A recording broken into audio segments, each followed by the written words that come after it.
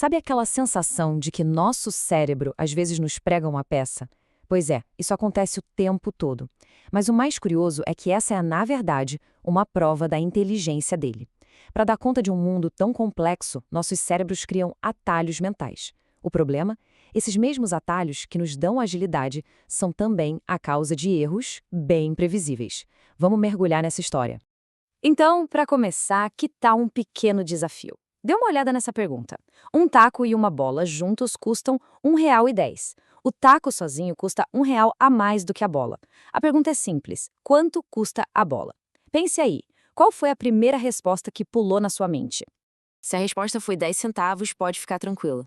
A esmagadora maioria das pessoas pensa exatamente a mesma coisa. É uma resposta quase automática, né? Super intuitiva, rápida e parece que faz todo o sentido do mundo. Só que essa intuição está errada. Vamos fazer a conta rapidinho. Se a bola custasse 10 centavos e o taco R$ 1 a mais, o taco custaria R$ 1,10. A soma daria R$ 1,20 e não R$ 1,10. A resposta certa, na verdade, é que a bola custa 5 centavos e o taco R$ 1,05. Juntos, R$ 1,10. Agora sim. E esse erro que quase todo mundo comete é a porta de entrada perfeita para o nosso tema. Mas calma lá. Antes da gente sair julgando esse nosso sistema rápido, vamos entender o lado bom da história. Porque esses atalhos, que os especialistas chamam de heurísticas, são ferramentas evolutivas essenciais que nos permitem tomar decisões de um jeito incrivelmente eficiente. Tá, mas o que é heurística? Pensa assim, é como uma regra de bolso, um atalho mental que usamos para resolver um problema sem precisar analisar cada detalhezinho. Em vez de procurar a resposta perfeita, que levaria um tempão, a gente acha uma que é boa o suficiente. E fazemos isso num piscar de olhos. Olha só que exemplo curioso. Em um estudo, fizeram essa pergunta para estudantes alemães e americanos. O resultado é surpreendente. Os alemães acertaram todas as vezes, 100%. Já os americanos, só 62%. Ué, como assim? Os alemães, que conhecem bem menos sobre os Estados Unidos, se deram melhor? A mágica aqui é a tal da heurística de reconhecimento. Os estudantes alemães provavelmente já tinham ouvido falar de San Diego em filmes ou notícias, mas San Antônio, talvez não. Então, o cérebro deles usou um atalho muito simples. Se eu reconheço esse nome e não o outro, o que eu reconheço deve ser maior, mais importante. E não é que deu certo. Só que a vida real nem sempre é um quiz de geografia, né?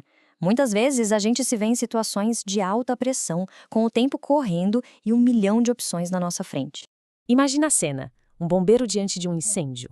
O fogo está se alastrando, vidas estão em risco. Não dá para parar, pegar a planta do prédio e analisar a melhor estratégia. Não dá tempo. É preciso agir e agir agora. E é aí que outra heurística poderosa entra em jogo. O conceito é chamado de satisficing, uma mistura de satisfazer com suficiente.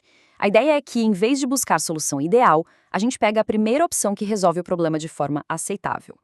É aquela história, né? O bom o suficiente agora é muito melhor do que o perfeito que chega tarde demais. Até aqui, parece que esses atalhos são só maravilhas, certo? Eles nos ajudam a navegar pelo mundo até salvar vidas. O problema é que essa mesma eficiência, essa mesma rapidez, tem um lado B. Um lado sombrio que nos leva a cometer erros bem previsíveis. E a gente entra agora nesse lado sombrio, os vieses cognitivos. Eles são, basicamente, o efeito colateral de confiar demais nos nossos atalhos, distorcendo o nosso julgamento e nos levando a decisões que, pensando bem, não fazem muito sentido. Dá uma olhada nessa imagem. Qual linha parece mais longa? A maioria das pessoas vai jurar que é a de cima, na vertical. Mas pode medir, elas têm exatamente o mesmo comprimento. Isso é um viés de percepção clássico. Nosso cérebro evoluiu para enxergar o mundo em 3D. Quando ele vê uma imagem 2D como essa, ele aplica a mesma regra e acaba se enganando. E esses vieses não são só visuais, não. Eles afetam também a nossa atenção. Em um dos experimentos mais famosos da psicologia, as pessoas assistiam a um vídeo de um jogo de basquete. E a tarefa era simples: contar quantos passes o time de branco fazia. Parece fácil, né? Mas no meio do vídeo, uma pessoa vestida de gorila entra em cena, para no centro, bate no peito e sai. A grande pergunta é: será que o pessoal que estava super focado contando os passes notou o gorila? A resposta é chocante.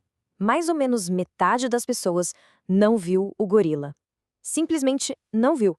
Elas estavam tão concentradas na tarefa que um evento bizarro e óbvio se tornou invisível.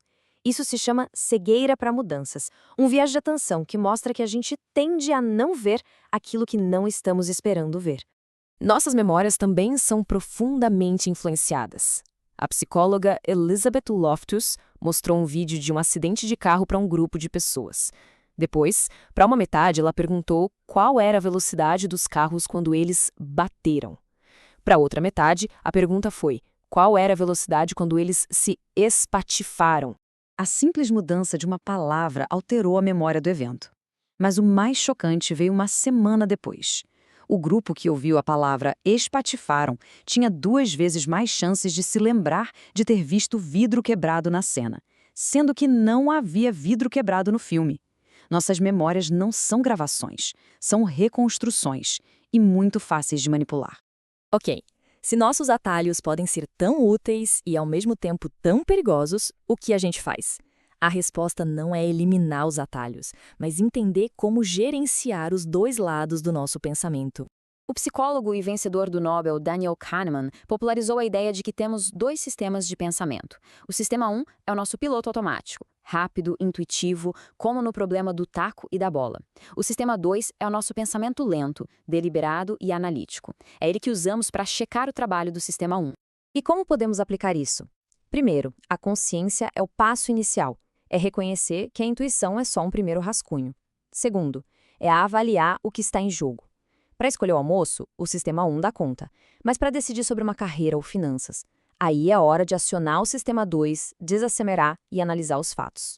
Portanto, o ponto crucial é este. A meta não é parar de usar a intuição ou os atalhos mentais. Isso seria impossível e exaustivo. A verdadeira habilidade é desenvolver o discernimento para saber quando confiar nesse instinto rápido e quando é absolutamente necessário parar, respirar e pensar de forma mais crítica.